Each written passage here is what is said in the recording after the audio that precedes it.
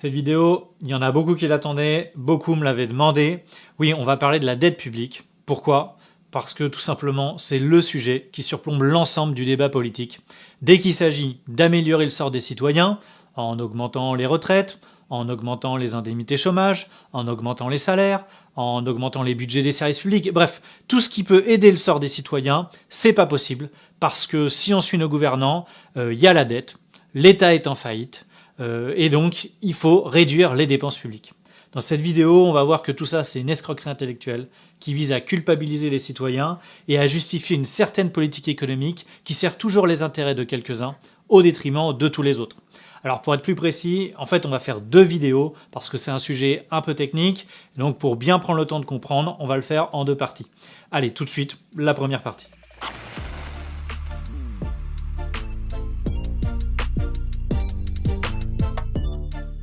Je vous rappelle que les explications qui vont suivre s'inscrivent dans le cadre d'une série de vidéos basée sur mon livre Reprendre le pouvoir, construit sous la forme d'un plan pyramidal, et pour la vidéo qui va suivre, on se situe juste ici. Alors rassurez-vous, pour cette vidéo, vous avez besoin uniquement d'avoir un niveau mathématique de CP, c'est-à-dire qu'on va juste faire des additions et des soustractions. Et pour commencer, il faut déjà lever une confusion, qui est souvent faite, y compris par les politiciens, qui a priori ne connaissent même pas la différence, entre le déficit et la dette publique. Alors le déficit, c'est quoi ? C'est tout simplement la différence entre le montant des recettes de l'État et le montant de ses dépenses sur une année. Donc les recettes, c'est ce que l'État collecte en impôts et en cotisations sociales tous les ans. Et puis ce qu'il dépense, c'est le salaire des fonctionnaires, c'est les investissements que l'État fait dans les infrastructures. Voilà, tout simplement. Et la dette, c'est quoi ? Eh bien, c'est l'accumulation des déficits. C'est le total, en fait, des déficits. Pour prendre les choses très simplement, si chaque année vous perdez 10 euros, au bout de 10 ans, vous aurez 100 euros d'accumulation, ça, ce sera votre dette. Pour l'État, c'est exactement la même chose. Alors pour bien comprendre et arrêter de se faire enfumer par les politiciens, on va s'intéresser aux chiffres. Alors je sais qu'ils sont exprimés en milliards d'euros, donc ça peut impressionner, mais je vous rassure, vous savez, même les experts, même les économistes, un chiffre en milliards, ils savent pas à quoi ça correspond. En fait, ce qu'ils essayent de faire, simplement, c'est de mettre en relation différents chiffres pour avoir des ordres de grandeur. Pour prendre un exemple, imaginez que vous alliez dans un pays étranger, c'est une monnaie étrangère, et on vous donne un sac de pièces et on vous dit pas du tout quelle est la valeur de ce sac de pièces par rapport à l'euro. Ce que vous allez faire vraisemblablement, c'est que vous allez regarder le prix des produits, puis vous allez les comparer. Vous allez voir ce que vaut une voiture, ce que vaut un logement, ce que vaut la nourriture. Et puis, avec ça, vous allez pouvoir comprendre la valeur du sac de pièces qu'on vous a remise. Là, c'est exactement la même chose qu'il faut faire. Il faut avoir une approche empirique, c'est une approximation, en mettant les chiffres en relation les uns aux autres. Et donc pour ça, on va étudier le budget de l'État sur une année et on va prendre l'année 2019 parce que c'est l'année avant Covid et donc on met l'année Covid à part pour l'instant parce que ça fausse un peu les chiffres par rapport à la normale. Si on se réfère à l'année 2019, le total des dépenses nettes de l'État, ça correspond à 338 milliards d'euros. À l'intérieur, vous avez l'enseignement scolaire pour 72 milliards d'euros, vous avez la défense pour 44 milliards d'euros, la charge de la dette, ou autrement dit les intérêts de la dette publique, pour 42 milliards d'euros, et toute autre série de dépenses, et je pense notamment aussi à la justice pour 9 milliards d'euros. D'un autre côté, vous avez également les recettes de l'État qui, elles, correspondent à 229 milliards d'euros en 2019. Et à l'intérieur de ça, vous avez la TVA pour 129 milliards, l'impôt sur le revenu pour 70 milliards ou encore l'impôt sur les sociétés pour 30 milliards. Et en faisant la différence entre les deux, c'est-à-dire 338 milliards moins 229 milliards, vous obtenez quoi ? Vous obtenez un déficit de 108 milliards. Alors on dit déficit parce que vous l'avez compris, les dépenses sont supérieures aux recettes. Mais il est évident que si les recettes étaient supérieures aux dépenses, on aurait un bénéfice. Et si, à tout le moins, parce qu'en fait un État bien géré, ça devrait aboutir à cela, à un compte à l'équilibre, c'est-à-dire qu'on devrait en principe avoir des recettes qui sont d'un montant égal ou au moins équivalent à celui de ses dépenses. Alors le bilan c'est quoi ? C'est qu'en 2019, la dette publique avait atteint 2350 milliards d'euros, soit l'équivalent d'à peu près presque 100% du PIB. Et en 2021, à cause de la crise Covid, on est même passé à 114% du PIB, c'est-à-dire plus de 2700 milliards d'euros d'endettement public. Comment on en est arrivé là ?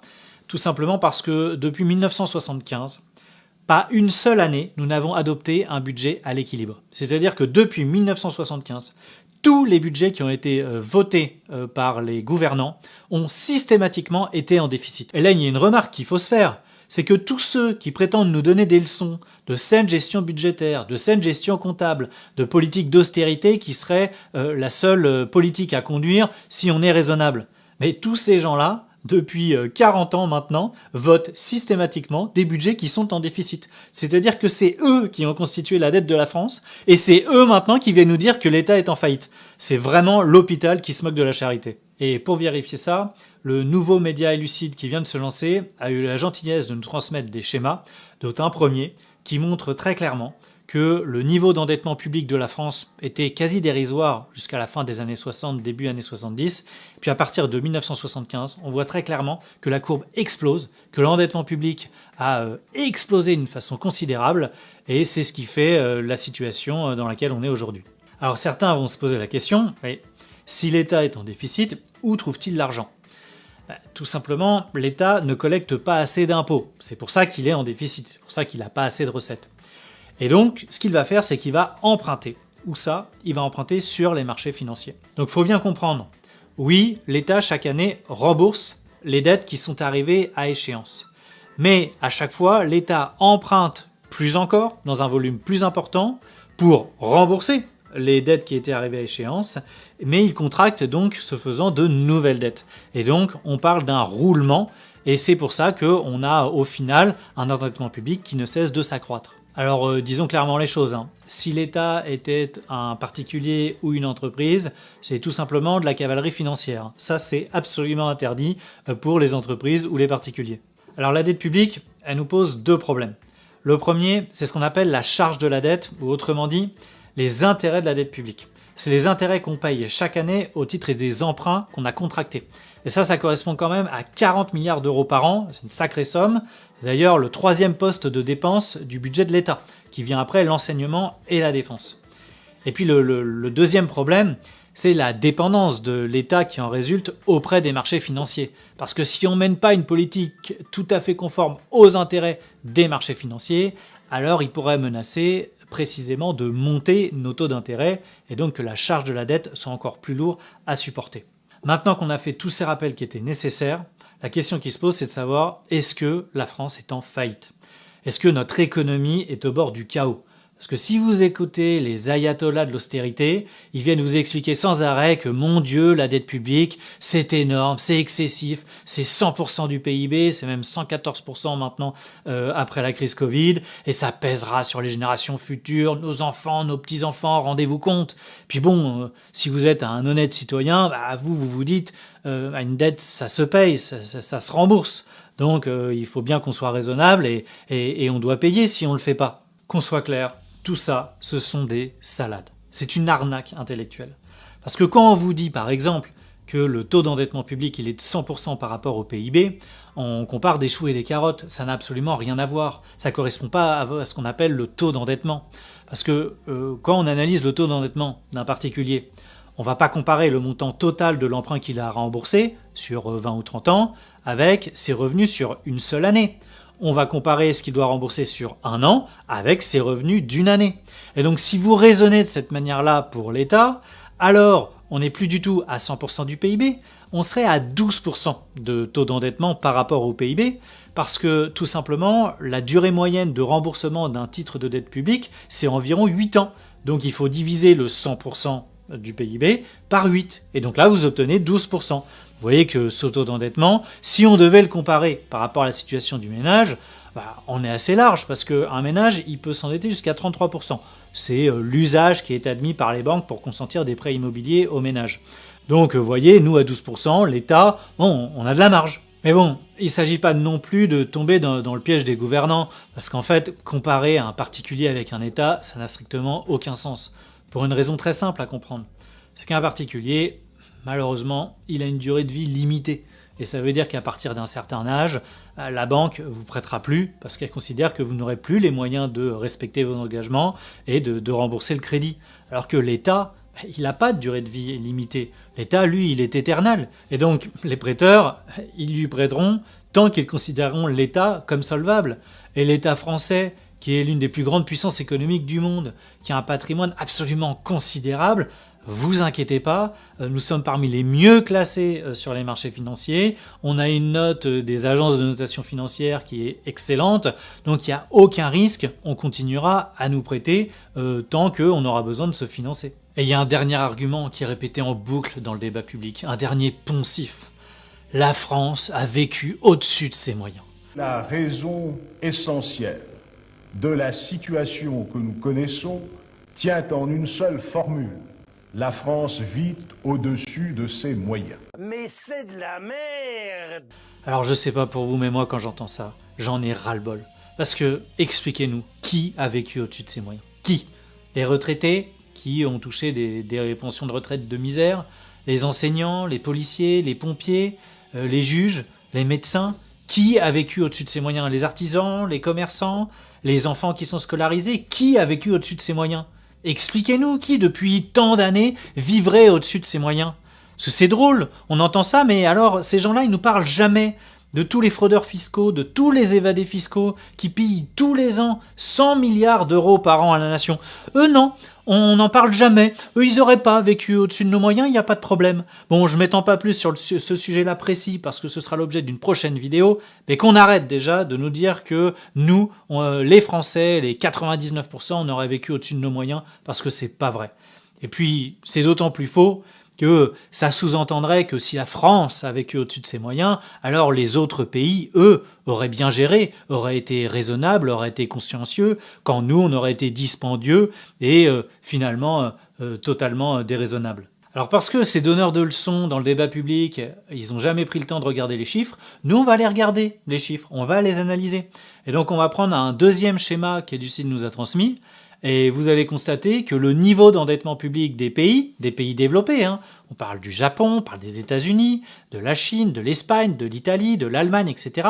Tous ces pays-là ont un niveau d'endettement public au moins égal, voire supérieur à la France. Il n'y a que l'Allemagne qui a un niveau d'endettement public inférieur, mais tous les autres, c'est un endettement qui est supérieur à celui de la France. Alors, regardons dans le détail. Japon, sa dette est de 234% de son PIB. La Grèce, 206%. Les États-Unis, 161%. L'Italie, 156%. Le Royaume-Uni, 144%. Le Canada, 142%. L'Espagne, 120%. Et la France, 118%. Tous les chiffres que je viens de vous donner là, ce sont des chiffres de l'année 2020. Donc ils ont été impactés par le Covid. En fait, tous les endettements publics se sont envolés à peu près dans les mêmes proportions pour tous les pays. Et donc vous retrouviez à peu près les mêmes classements avant la crise Covid, simplement avec des endettements publics qui étaient un peu inférieurs. Mais vous voyez que tous les pays que j'ai cités avaient déjà un endettement public supérieur à celui de la France. Vous voyez que ça commence quand même à faire beaucoup de pays qui ont vécu au-dessus de leurs moyens. Et puis parmi tous ces pays, il y en a beaucoup, je pense notamment aux États-Unis, qui ne sont pas connus pour leur politique de redistribution massive des richesses en faveur des plus pauvres. Alors pourquoi tous les États développés du monde ont de tels niveaux d'endettement public ? La première raison, elle est conjoncturelle. C'est que lors de la crise des subprimes de 2008, les banques dans l'ensemble du système international menaçaient de s'effondrer. Et donc les États sont venus à la rescousse pour les sauver. En fait, à ce moment-là, plutôt que de les nationaliser, parce que les banques, leur valeur était réduite à néant, puisqu'elles étaient sur le point de s'écrouler, ce qu'on a fait, c'est qu'on est venu éponger leurs dettes pour les sauver. Et à ce moment-là, on a vu que les beaux principes prônés par le capitalisme ont volé en éclats. Parce que ce qu'on a fait, c'est qu'on a privatisé les profits pendant des années, certes, mais au moment où le système devait s'écrouler, on a socialisé les pertes. Et comment ? En faisant payer les contribuables par l'impôt. Et donc, on est venu sauver les banques qui, depuis des années, s'étaient engraissées en spéculant sur les marchés financiers, en spéculant avec nos vies, quelque part. Et puis, au moment où elles auraient dû prendre leurs pertes, les assumer, finalement, on a fait payer l'addition à tous les autres. Et les autres, encore une fois, c'était nous. Mais il y a une raison beaucoup plus profonde. Et pour bien comprendre, il faut faire un peu d'histoire. En fait, au sortir de la Seconde Guerre mondiale, les États du monde ont créé un certain nombre d'institutions et notamment se sont mis d'accord sur le système monétaire international. C'est ce qu'on a appelé les accords de Bretton Woods. On a créé le Fonds monétaire international et dans le cadre de ce système, les taux de change, c'est-à-dire la valeur des monnaies, étaient fixes. Et ça permettait d'avoir une économie qui était assez stable et qui était régulée par une instance internationale, le Fonds monétaire international. Dans le système des accords de Bretton Woods, toutes les monnaies étaient fondées sur une monnaie de référence qui était le dollar. Et le dollar lui-même était référencé par rapport à l'or. Ça voulait dire que les États pouvaient demander de convertir les dollars en or. Alors c'est un système qui a été assez équilibré pendant plusieurs années, mais qui avait une faille très forte, c'était précisément d'être indexé avec comme valeur de référence le dollar. Parce que ça a conféré un privilège exorbitant aux États-Unis qui pouvaient dévaluer sa monnaie, c'est-à-dire baisser sa valeur pour lui donner un avantage compétitif sur le plan économique et en particulier commercial. Bon, je rentre pas dans la technique pour l'instant, mais ce qu'il faut que vous compreniez, c'est que c'était un avantage très déloyal qui était conféré aux États-Unis et au détriment de tous les autres pays. Et ce qui s'est passé, c'est qu'à la fin des années 60, l'économie des États-Unis va ralentir. Notamment parce qu'il y a la guerre au Vietnam qui coûte énormément d'argent, dans laquelle les Américains se sont embourbés. Et puis, il y a également le fait qu'ils ont passé leur pic de pétrole à ce moment-là, leur pic de pétrole conventionnel.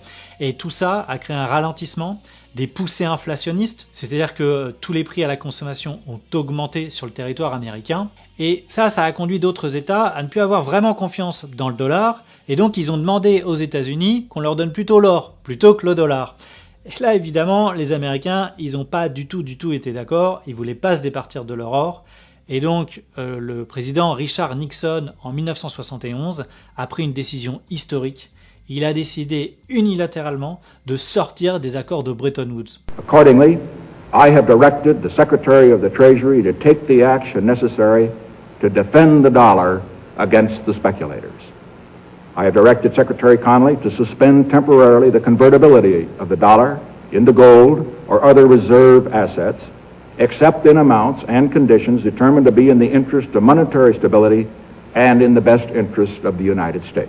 Autant dire qu'à partir de ce moment-là, c'est la fin d'un système monétaire international qui est régulé et en fait, on entre dans un nouveau monde, celui des monnaies flottantes, des taux de change flottants, où les monnaies vont devenir une marchandise comme une autre, c'est-à-dire que leur valeur va être fixée en fonction de la loi, de l'offre et de la demande. Et l'autre conséquence de cette dérégulation, c'est que les banques centrales vont pouvoir imprimer des billets à gogo et tous les pays du monde, mais en tête les États-Unis, vont augmenter leur endettement public pour faire tourner la machine économique. Surtout qu'au même moment, c'est-à-dire dans le courant des années 70, début années 80, les États ont eu tendance à réduire les niveaux d'imposition, que ce soit sur les sociétés ou les impôts des particuliers, alors que les besoins en dépenses ne faiblissaient pas, au contraire, ils avaient tendance toujours à augmenter parce qu'il y avait toujours une évolution démographique, c'est-à-dire une augmentation de la population. Tout ça a fait que les États se sont retrouvés en déficit chronique et que pour financer ces déficits, ils n'ont pas eu d'autre choix que d'emprunter, toujours emprunter, et c'est pour ça qu'à compter des années 1975, on a une explosion des niveaux d'endettement public dans tous les pays du monde. Et là, on a un troisième schéma que Lucide nous a transmis qui permet de le vérifier. On voit très clairement sur ce schéma qu'au sortir des 30 glorieuses, c'est-à-dire au milieu des années 70, le niveau d'endettement public des différents pays était revenu à un niveau tout à fait dérisoire. Et qu'à partir de 1975, ces niveaux d'endettement vont commencer à augmenter sur plusieurs décennies avec une explosion au moment de la crise des subprimes en 2008 qui font les niveaux d'endettement public qu'on connaît aujourd'hui. Alors de tout ce qu'on vient de voir, il y a plusieurs leçons à tirer. La première, c'est qu'il faut arrêter de culpabiliser les citoyens. Parce que c'est pas de leur faute s'il y a un niveau d'endettement public, c'est tout simplement le fonctionnement du système économique mondial. Et d'ailleurs, si on veut être complet et tout à fait honnête, il faut dire que certes les niveaux d'endettement public sont très élevés, mais les niveaux d'endettement privé le sont plus encore, et qu'on a atteint toujours des records d'année en année d'endettement privé. Donc en fait, c'est toute l'économie mondiale qui fonctionne sur le crédit, que ce soit au niveau public ou au niveau privé. La deuxième leçon à tirer, c'est que l'État français ne remboursera jamais tout seul dans son coin la dette publique. Alors soyons clairs, la dette on la rembourse, vous l'avez compris. D'année en année, on emprunte à nouveau pour rembourser les anciens emprunts. Quand on parle là de rembourser la dette au niveau macroéconomique, ça veut dire qu'on ramène notre endettement à 0% du PIB, c'est-à-dire qu'on n'aurait plus de dette du tout. Soyons clairs, on ne le fera jamais tout seul dans notre coin. Si tous les États du monde continuent à emprunter pour faire fonctionner leur économie, il est évident que nous, tout seuls, États français, on va pas pouvoir ramener notre endettement public à zéro, parce que sinon on va être complètement largué dans le fonctionnement de l'économie mondiale. Donc en vérité, Il n'y a qu'une seule solution au niveau mondial, si on veut sortir de ce système complètement fou, ce serait de conclure un nouvel accord de type Bretton Woods, c'est-à-dire avec une régulation du système monétaire international, où il ne faudrait pas d'ailleurs refaire la même erreur qu'on a faite au sortir de la Seconde Guerre mondiale, c'est-à-dire qu'il ne faudrait pas que ce soit le dollar qui soit la monnaie de référence, il faudrait que ce soit une unité de mesure abstraite, une monnaie abstraite qui soit la monnaie de référence. C'était d'ailleurs le modèle qu'avait préconisé Keynes à l'époque, mais qui n'avait pas été retenu puisque les États-Unis, étant la première puissance économique du monde à ce moment-là et militaire, ils avaient imposé finalement un système qui était tout à leur avantage. Et donc il faudrait un nouvel accord mondial pour remettre les compteurs à zéro. On pourrait ainsi avoir une nouvelle économie qui fonctionne de manière beaucoup plus saine que celle qu'on a aujourd'hui, hyper financiarisée, complètement dérégulée, qui bénéficie à plein aux spéculateurs, aux investisseurs financiers, mais qui est en train d'asservir et d'appauvrir tous les peuples du monde. Bon, malheureusement, il ne faut pas trop rêver, parce que bien souvent, pour arriver à de tels accords qui révolutionnent totalement le fonctionnement d'une économie, on passe par des circonstances tragiques. Si vous regardez l'histoire, quand on a atteint de tels niveaux d'endettement, c'est souvent on a dû passer par la guerre pour remettre les compteurs à zéro. Alors, je m'arrête là pour le moment. Ça fait assez d'éléments déjà pour contrer les arguments fallacieux qui sont développés dans le débat public. Mais dans la deuxième vidéo, on s'intéressera cette fois-ci à la question de savoir si, on peut effacer ou non la dette publique par la monétisation, par le défaut. Et puis, on se posera aussi la question de savoir finalement on fait quoi avec la dette publique, parce que je viens d'expliquer qu'au niveau mondial, ça risque d'être compliqué de voir advenir un changement demain. Donc, en attendant, qu'est-ce que la France peut faire pour traiter ce problème-là ? Voilà, c'est la fin de cette vidéo. Si elle vous a plu, n'hésitez pas à liker, à vous abonner, à partager. Je vous invite aussi à vous abonner à la nouvelle chaîne Elucide dont je vous ai parlé dans la vidéo, parce que vous savez, pour les créateurs de contenu sur YouTube, c'est quand même difficile. Les algorithmes ne nous mettent pas forcément en avant. Bref, je compte sur votre soutien, à la fois pour Praxis, mais aussi pour Elucide, parce que c'est vraiment un nouveau média qui en vaut la peine. Je crois qu'ils essaient vraiment de faire du travail sérieux, et donc un petit coup de pouce, ça fait toujours du bien. Allez, à bientôt.